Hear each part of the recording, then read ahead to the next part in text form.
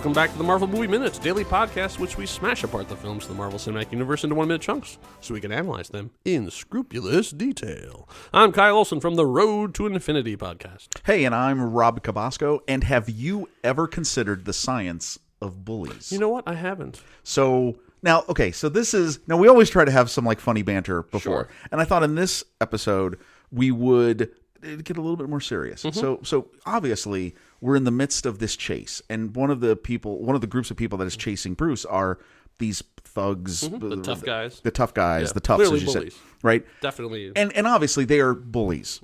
And when you watch it, especially what happens in this particular minute, the minute 23, okay, wow, obviously, yes, they're a character device to make you hate them and make you want to see them get their comeuppance. You guys are going to get it. You're going to get yours.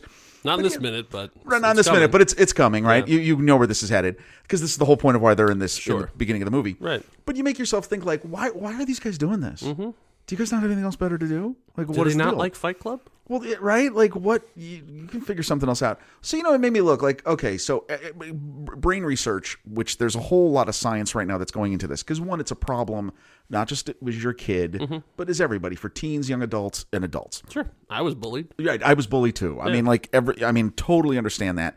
And I think one of the things, the interesting stuff in the research now is that we're finding the elements of the serotonin levels, the changes, the effect that it has, where we're really finding through research that bullies beget bullies. That's what happens when you're bullied. The cognitive, emotional deficits that happen, those will change the way your brain functions, and those serotonin levels and all these other things that happen. There's a University of Texas at Austin study where they looked at social stress on hamsters, and they found that the juvenile hamsters that were bullied, they became bullies themselves to the weaker or the smaller hamsters. Well, I mean, that's just science. Yeah. I just find it's interesting. It makes us more aware of what's happening in our world. How can we be not just better people, but how can we improve ourselves and learn more about this? Because it's one thing to be a nice person. It's another thing, well, how do you help the people who are the bullies? Hey, if you're wondering where I got all this information, brainfacts.org. Oh, okay. It's a public information initiative of the Kavli Foundation, the Gatsby Charitable Foundation, and the Society for Neuroscience. Now, they're doing some good work over there. Yes, they are. So please consider that. I want to say now, because we're the more you know. The more you know. There you go. Because we're going to see some heavy duty bullying here in minute 23 of There's some serious stuff that happens. Movie. Yeah, there's some serious bullying. And so, oddly enough, the soldiers are just doing their job, so I wouldn't consider them bullies. They're there to do a job. No, they are coming in 2x3 formation. They're very bold. Very bold. Like in the light. Right? They're coming in the middle of the floor. I mean, like, they are bold as brass. No, like this minute starts with, we're marching in. Oh, yeah. We're not worried about this dude that we're supposed to capture or these other guys. Yeah. Bring it. Yeah. We're not worried about any of these ones at all. We got plenty of tranks for everybody. We all have different levels of nerd. Like, obviously, we're doing a minute-by-minute podcast for Incredible Hulk, so we know that we're not only insane, but also big Marvel movie fans. And pretty big nerds. And pretty big nerds, yeah. But one of my nerd dumps is sound effects. Yes. Ever since the days of Ben Burt doing all how he created the sound effects for like the rolling boulder in Indiana Jones and lightsabers and that kind of stuff, I've been a big nerd for sound effects stuff. And one of the things that drives me crazy is reused sound effects. And we hear one right here in just a couple seconds in. When Bruce opens the door, that's the same squeaky door effect they've been using for like 50 years. That is like an off-the-shelf squeaky door 01. Everybody uses it. And when you listen to it, you'll go, yeah, it sounds like a squeaky door. It's because every squeaky door in every movie you've seen has all used this same sound Is that effect. like what's the scream? The Wilhelm scream? Yeah, it's a Wilhelm scream of it, of squeaky doors. It's this exact same scream. It's the same squeak. It drives me crazy every time it shows up because it's like, I know, and I don't expect, like, M. Night Shyamalan had a big thing about in Unbreakable where he talked about all new sound effects. He wouldn't let his sound people use any. They'd go out and do all new ones. He would want to use any stock stuff. That's a little over the top. Like, I get it, but like I have to knock down a couple points for the sound team on this one for a reason. That one. I mean, like, guys. I mean, like, for the amount of great work they're about to do with roaring and punching and explosions and stuff too. Really, squeaky door 01? Come on. It's not interesting enough to make a documentary about. This is about as big as it go, but we'll move on from here. But that's my level of nerddom. Get some grease. Oh boy! I thought you were gonna hit the sound effect. Oh, yeah. I should have. Okay, so Bruce opens the door and we hear Squeaky Door 01. And there's Pedro. Oh no! Okay, so for this point on, for the next couple minutes, I'm just gonna be referring to these characters instead of as Tough Guy Leader by their actor names. It's just easier. Oh, okay, gotcha. So that and apparently, from what they've said, this guy is the exact opposite of what he appeared like. He is. They say he was the sweetest, nicest guy on set. Everybody loved him. Oh, that's acting, everybody, right? Because he's really Right. And we talked a lot about him on the previous minutes, and right? Stuff too, and he's great. So then goes up and there he is. Oh, and so Bruce tries to run away, but no. So the guy that grabs him there in blue, that's Julio, and then the guy in yellow is Nick. So they grab him, and then they grab the backpack, rip it off his body, and then he yeets it down the hallway. And you hear Bruce say, like, this is the best. He's in a horrible situation. Oh yeah, right? yeah. He knows it's gonna get bad. But he knows it's gonna get bad. But like the only thing you hear him say is, "No, my computer." He's like, he knows physically he'll be fine. He knows physically they probably won't be, but it's like, no. I mean, but who amongst us wouldn't do that too if they picked up my thing and they're like, my iPad. What are you doing? Me? No. I can self repair, but the iOS won't. It's my photos. Yeah, it's everything. I lose all the progress in my game. So, but then that happens. But then he gets thrown. Then it becomes real. That's right. The two guys grab him and slam him into the metal cage. My God, the brutality! Oh my God! As God is my witness, he is broken in half. Okay, now he wasn't broken. Now, if you're listening to this and you're like, "What was that?" That was from the infamous Mankind getting thrown off the Hell in the Cell by the Undertaker. Yeah, we're both old school. Yeah, we're both old school wrestling fans. Jim Ross, he's broken in half. He was not broken in half, but we both, I think, did have the same reaction with this scene. We're like, they slam him into the metal cage. This is about like this, the Macho Man, and Oh yeah. Yeah, this is all gonna happen now. That's right. They slam him in the metal cage. The light above him light shatters. goes off. I mean, which again increasing shadows because we're keeping this environmental theme of in the shadows. That's right. And we also know the wiring in this place is terrible. Well, that too. So. But it does. It really. It's okay. It's getting violent, and now you're just like, okay, well, we know this is not going to end well. And then there's the Commandos who are kind of strolling, like as this fight is happening. Like they cut to like the Commandos, and they're just like, well, because they're thinking. They've looked at what this guy is. They still don't know what's happening. They think he's Edward Snowden. And of course, you're like, I would like to use we've just spent 10 minutes running like maniacs. Right. You know what? We're just going to let those guys do our job. We're going to come in white. So you think that the Commandos know that he's getting beaten up, and they're like, that'll slow Well, I think him down. they know. Well, because they've been watching this. I think they know stuff's happening, and I think that's why they're strolling because they're like, they're going to take care of this for us. And some of the dialogue from Pedro is great. Not so tough now, huh? Try those fancy moves again. Come on. He did know those were fancy. Those were fancy moves earlier in the street. Moves. Yeah. I know, and it's just getting worse. Okay, so then we see the Commandos strap on their night vision goggles. So I have a little inside information about this because Tim Roth is also on the commentary for the movie, and they talk about these goggles. Now, these are not actual night vision goggles. These were safety goggles that the production team created their own night vision goggles on. Unfortunately, they look cool, but the one thing that you couldn't do with them is see out of them. They literally took safety goggles and painted them black. Yes. And well, they added some stuff. They're actually, once again, you can go into a prop warehouse and buy these because they're out there, and you can see them close up. They look pretty cool. They added all this extra little gears and gizmos, and little like the camera in the middle between the two sides, all that stuff. Right. But unfortunately, they're like almost opaque. When the actors put them on, they couldn't see anything out of them. That's fantastic. Yeah, Bruce is trying to talk to these guys like you don't understand in his halting Portuguese, me angry, very bad. Yeah, it's not. It's he's trying. He's trying to communicate it. Stop, please, he says. Right. I mean, he's trying to do it. Then we cut to our first shot of, after they put the goggles on, of night vision. So when we cut to the night vision, this is actual night vision. This is actually an attachment onto the Panasonic cameras they were using that allows them to shoot a night vision. So everything you're seeing is a real night vision filter thing that was put onto the camera. And then later on, the effects team put the overlay on it of like all of the arrows and the crosshairs and the numbers and the stuff along there too.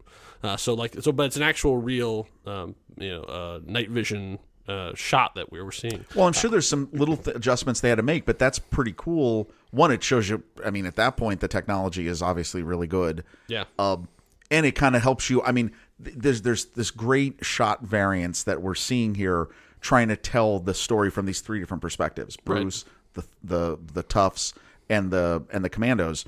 And this is really nice because as you're doing this faster and faster, and I'll get into this in a moment. This is good because it's really showing you clearly those different perspectives. Yes. So it's a nice element, I think, that they throw in. Like those guys are getting closer. That Right. So when we cut to Blonsky's first POV, we see the number 1393 on his scope. Do you know the significance of that? 1393. Yeah.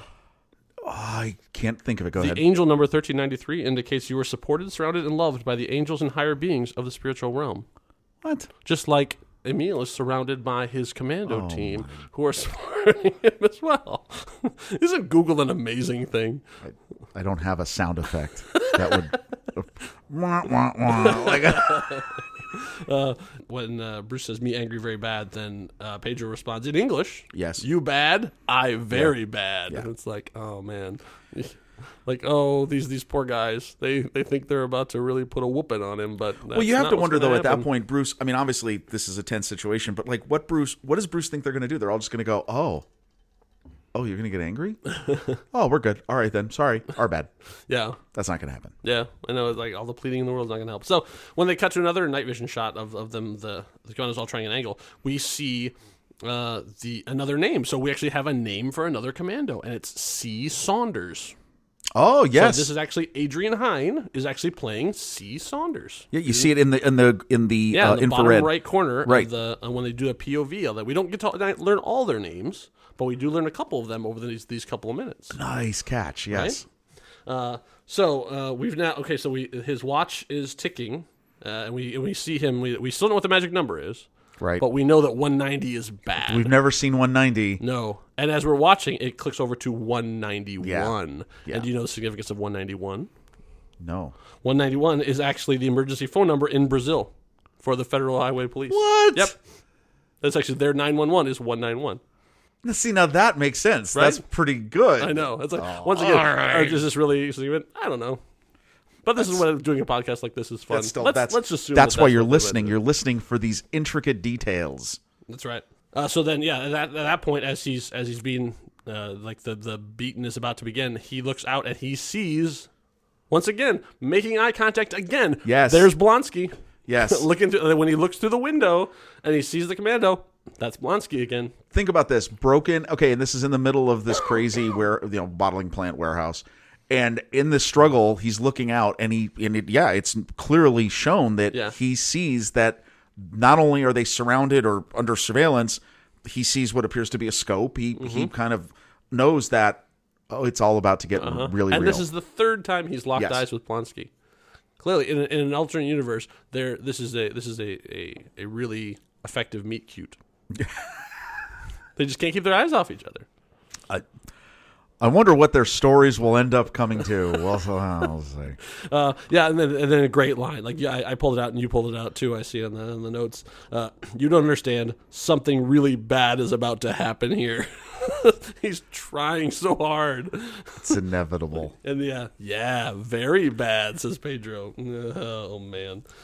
So we see Blonsky lines up his shot, fires the scope, and he shoots Raimundo. In the back. Poor Raimundo, right in the shoulder blade, man. Then Pedro socks Bruce right in the gut. which drops him to the floor. And as he hits the floor, so does Raimundo, collapsing from the trank dart as he slams his face down onto the grate. It's a good fall. Yeah, it's a great fall. Yeah, I mean, like that's falling and not stopping yourself from falling is a real skill. Because you're fighting every instinct. Yeah, protect your head. That is number one instinct of the human body. He full on cheek plants. Yeah, like onto metal grating. Yes, that must have hurt. Yes, and must have left a mark. But he does it really well. Yeah, he does it really good. So shout out to Raimundo. Apparently he was the on set, because this is probably like the last time we see him. That he was like their go-to guy for blowing the area. Like he was like connected to all the stuff going around, so he knew where all the cool stuff was. Oh, cool. Yeah, so go Raimundo. What happens now? Bruce is on the floor, Raimundo's on the floor, commandos are closing in. We don't find out. Okay, so this is an amazing end of where this has gone, and this is the end of the minute. Right.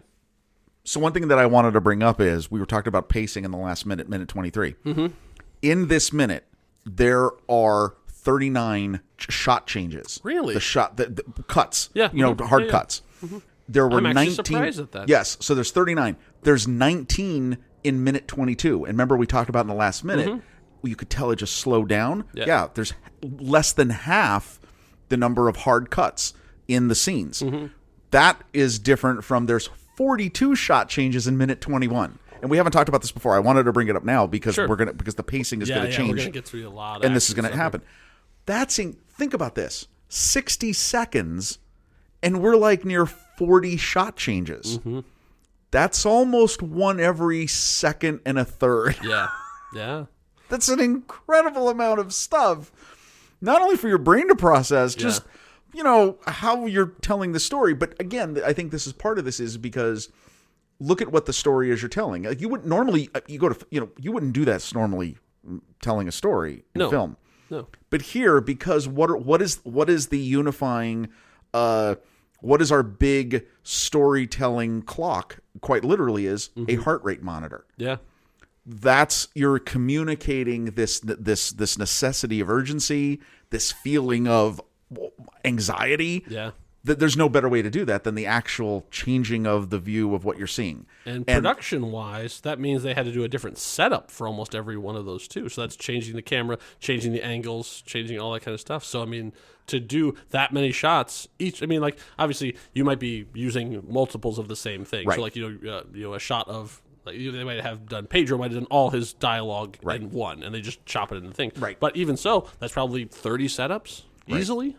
Can you imagine editing? The editing of this is is crazy. But I just thought this was the moment. We're 23 minutes into this movie, and I was like, wow, look at what you're doing in terms of pacing and what you're obviously again what you're trying to make the audience feel. You're trying to make the audience feel what the characters feel, and that's how one of the ways in which you do it. Yeah. So well done. Tension. We're leaving at a high point of tension. So, all right, so we'll come to the end of minute 23. So to find out what happens, do they finally learn their lesson and go like, you know what, maybe bullying's not the way? Bruce just surrenders. He says, "I'm here." Okay, you could do that. Yeah, do you want me to quit? Is that what you want me to do? Okay, just take me in. What will happen? We'll find out in minute 24. I think minute 24 is going to be amazing. I think so. It might even be incredible. Oh. Good Lord. And I hate that this is a harsh transition, but if you're interested in supporting jokes like that, you can do so on Patreon. That's right, we're over on Patreon. You can give us a supporter, and you can even pay to have me not make those kind of jokes. We're shameless that way. You can actually get access to this show earlier than everybody else because membership has its privileges. You can watch live streams and more. You can learn more at thenextreel.com/Patreon. We hope you had a smashing good time. Thank you all for listening. Until next time, true believers. Bye.